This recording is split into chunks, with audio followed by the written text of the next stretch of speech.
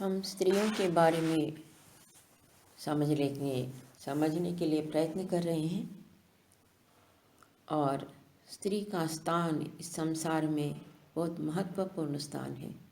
इसलिए भारतीय संस्कृति में सबसे अधिक स्त्री का वर्णन किया गया है और आज आप देखते भी हैं कि पूजा ज़्यादा स्त्री रूप देवियों का ही ज़्यादा होता है। और संसार में 3 विषय बहुत महत्वपूर्ण होता है, एक धन का, एक विद्या का, एक बल का। और ये तीनों के तीन स्त्री रूप में ही उसकी पूजा होती है। विद्या की देवी सरस्वती है, धन की देवी लक्ष्मी है, बल और शक्ति की देवी शक्ति रूपिणी पार्वती है या देवी है,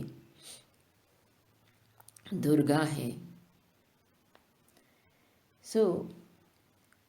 ये समझना कितना बड़ा गलती था इस समाज का कि भारत में स्त्री को कभी स्थान नहीं दिया है। ये तीनों स्थानों को छोड़कर इस संसार में किसकी पूजा हो सकती है?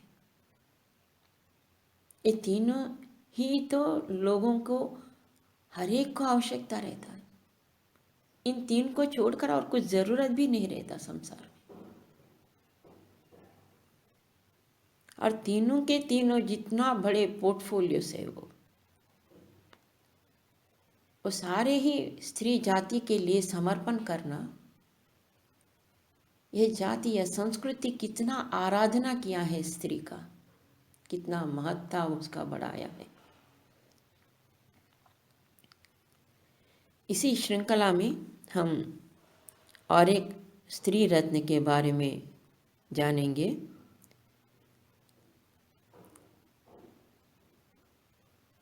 यह शल्य पर्व है महाभारत का, उसके अंदर इसका वर्णन है।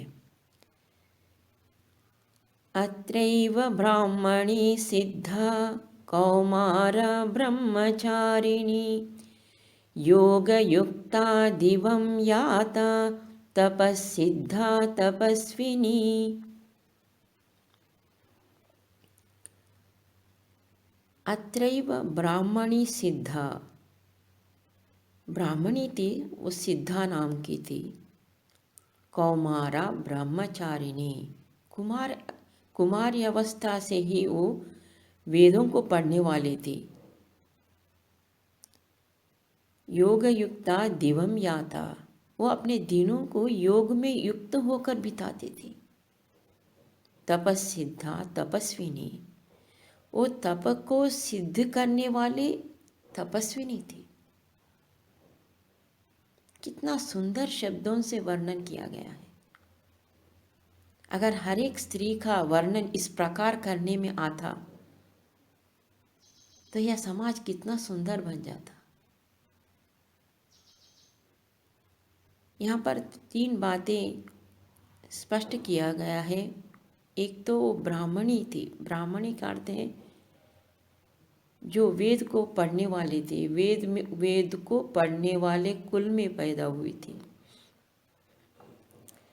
और कुमारी थी, लोग समझते कि स्त्री अवश्य विवाह करना चाहिए, मगर कई उदाहरण है हमारे शास्त्रों में या अपने चरित्र के इतिहास के पुस्तकों में, ग्रंथों में, कि स्त्री अपनी इच्छा से चाहे तो वो विवाह कर सकती है, अगर नहीं चाहे तो पुरुषों के जैसा वो भी तपस्वी बन सकती थी, वो भी अपने जीवन को मोक्ष तक ले जाने वाली बन सकती थी।